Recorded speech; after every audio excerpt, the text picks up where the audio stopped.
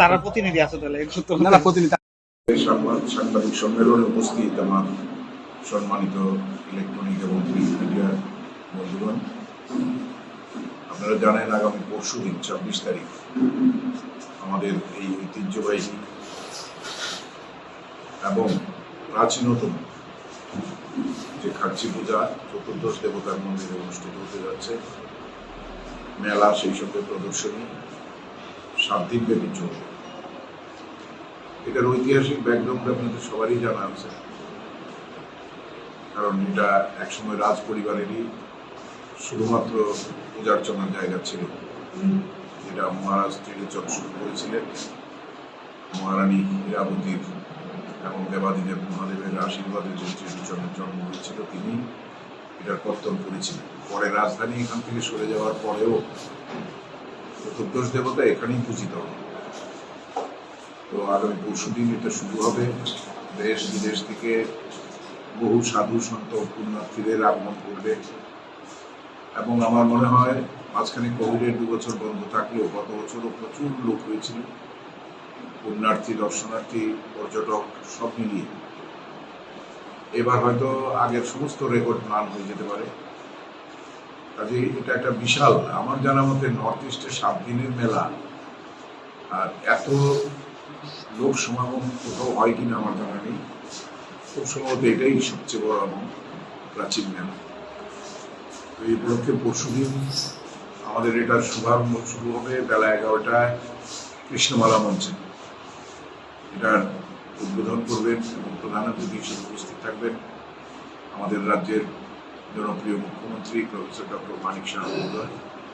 উপস্থিত থাকবেন আমাদের পর্যটন মন্ত্রী সুশান্ত চৌধুরী মহোদয়। উপস্থিত থাকবেন আমাদের জনজাতি মন্ত্রী শ্রী বিকাশ দেববর্মা মহোদয়। উপস্থিত থাকবেন আমাদের সম্মানিত মেয়র মহোদয় এবং এছাড়া আধিকারিক যারা আছেন, সেক্রেটারি বা ডিএম, এসডিএম, ওনারা তো থাকছেনই। আমি থাকবো, প্লাস আমাদের পঞ্চায়েত সমিতির চেয়ারম্যান বিশ্বজিৎ বাবু থাকবেন, বিশিষ্ট সমাজসেবী অমিত থাকবেন।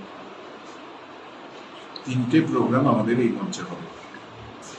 কনক্লুডিং সেরিমনিটা হবে 2 তারিখ সন্ধ্যে 7টায়। সেখানে উপস্থিত থাকবেন আমাদের কেন্দ্রীয় প্রতিমন্ত্রী সুশ্রী প্রতিমা ভৌমিক মহোদয়া। উপস্থিত থাকবেন বিশিষ্ট সমাজসেবী শ্রী রাজীব ভট্টাচার্য মহোদয়।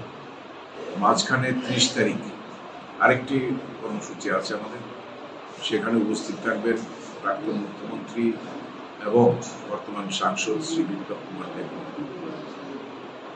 একটা ব্যতিক্রমী চেহারা আমরা শুরু করেছি। আমি যেদিন থেকে এই এলাকার বিধায়ক হয়েছি, এই নিয়ে 4টে খার্চি আমি করব এবং সবার সহযোগিতায়, আপনাদের সহযোগিতায় সবসময় আমরা সাকসেসফুল হয়েছি। আমাদের এখানে 0 ইনসিডেন্ট, কোনো ঘটনা ঘটেনি। এটার সবারই কৃতিত্ব, শুধু একা মেলা কমিটির না। এবারও প্রায় 1000 খানেক টিএসআর জওয়ানরা থাকবেন, 150 আমাদের থাকবে স্কাউটস অ্যান্ড গাইডস, মেলা কমিটির স্বেচ্ছাসেবকরা থাকবেন এবং যে নাকা পয়েন্ট তৈরি হয়েছে, বিভিন্ন জায়গায় আপনার সিসিটিভি ক্যামেরা বসে গেছে, মন্দির সাজানো হয়েছে, জলাশয়, পার্ক, সেগুলো সাজানো হয়েছে। এবার একটা নতুন চেহারায় আঙ্গিক এটা হচ্ছে। আমরা যেটা এক্সট্রা অর্ডিনারি যেটা শুরু করেছি, 1 নম্বর হচ্ছে সাধু সন্তদের আগে দেখা হতো না।